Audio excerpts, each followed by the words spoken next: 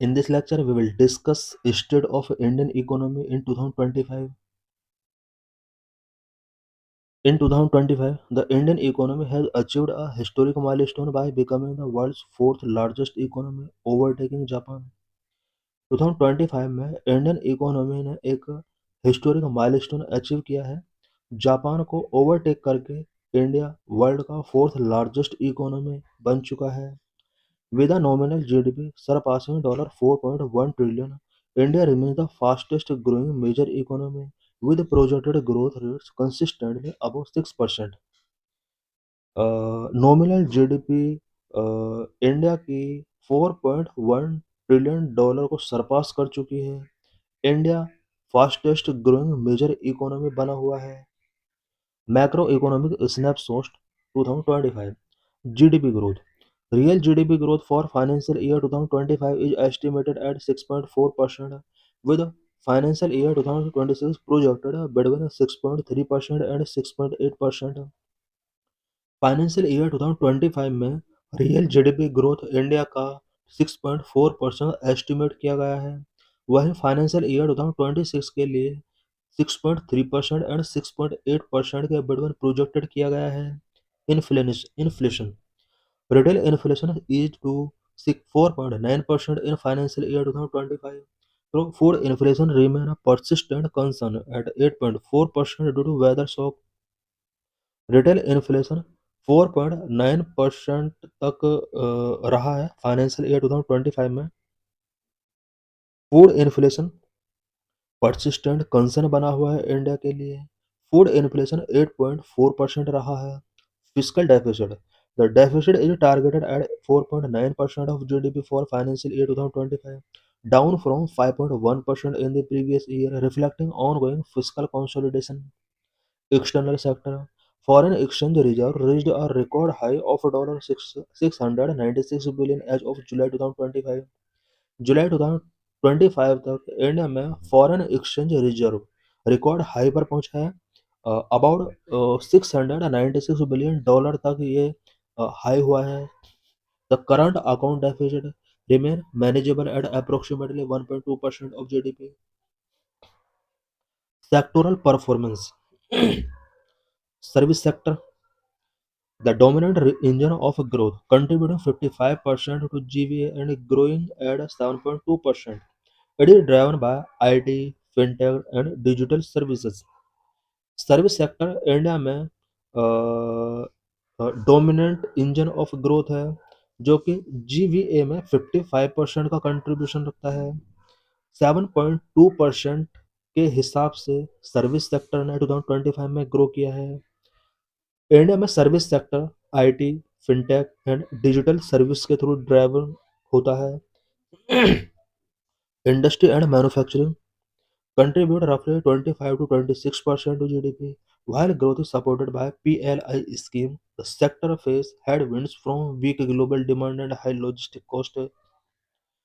Industry and manufacturing sector का Indian GDP में about 25 to 26% का रोल होता है। पीएलआई स्कीम के थ्रू ये सपोर्ट किया जाता है, but industry and manufacturing sector weak global demand and high logistic cost की वजह से हेडविंड्स फेस कर रहा है। Agriculture sector employ nearly 46% of workforce but contribute only 16 to 18% to GDP. Agriculture sector में इंडिया इंडिया इंडिया में GDP में जो उसका रोल है वो 16 टू 18% है। 46% वर्कफोर्स को ये एम्प्लॉयमेंट गिवन करता है। Growth is estimated at 3.8% for financial year 2025, supported by record kharif production. Agriculture sector का 2025 में जो ग्रोथ रहा है वो 3.8% रहा है। खरीफ प्रोडक्शन के द्वारा इसको सपोर्ट किया गया है। की ग्रोथ ड्राइवर्स इंडिया की इकोनॉमी के लिए की ग्रोथ ड्राइवर्स क्या क्या रहे हैं? Digital public infrastructure DPI, India stock UPI, Aadhaar, ONDC has accelerated financial inclusion and formalised economy. Indian stack, UPI, Aadhaar and ONDC, इन्होंने फाइनेंशियल इंक्लूजन को एक्सेलेरेट किया है, साथ ही इकोनॉमी को फॉर्मलाइज करने में इनका एक इम्पोर्टेंट रोल रहा है। Infrastructure push, record capital expenditure of 11.21 lakh crore in the 2025-26 budget focus on the national infrastructure pipeline and Gati Shakti. Energy transition. India reached a milestone of 50% non-fossil fuel power capacity 5 years ahead of the 2030 target. India ने energy transition में एक significant work किया है। India ने 2030 target से 5 year पहले ही 50% non fossil fuel power capacity का target achieve किया है। इट मीन्स 2030 तक के लिए टारगेट रखा हुआ था कि ओवरऑल पावर कैपेसिटी का 50% नॉन फॉसिल फ्यूल के थ्रू पावर जनरेट किया जाना चाहिए। बट इंडिया ने इस गोल को 5 ईयर्स बिफोर ही अचीव कर लिया 2025 में। Major challenges and structural issues, Indian economy के बिफोर मेजर चैलेंजेस क्या क्या रहे, स्ट्रक्चरल इशूज क्या क्या रहे। Jobless growth, while the official unemployment rate declined to 3.2%, youth unemployment and a lack of high quality formal job remain critical issue. Wealth inequality, top 1% have 53% of national wealth, while the bottom 50% own just 3%. India के top rich 1% लोगों के पास national wealth का 53% है, जबकि bottom 50% के पास national wealth का only 3% है। Income inequality, top 1% have 22% of total wealth, top rich 1% के पास कंट्री की टोटल इनकम का 22% शेयर है।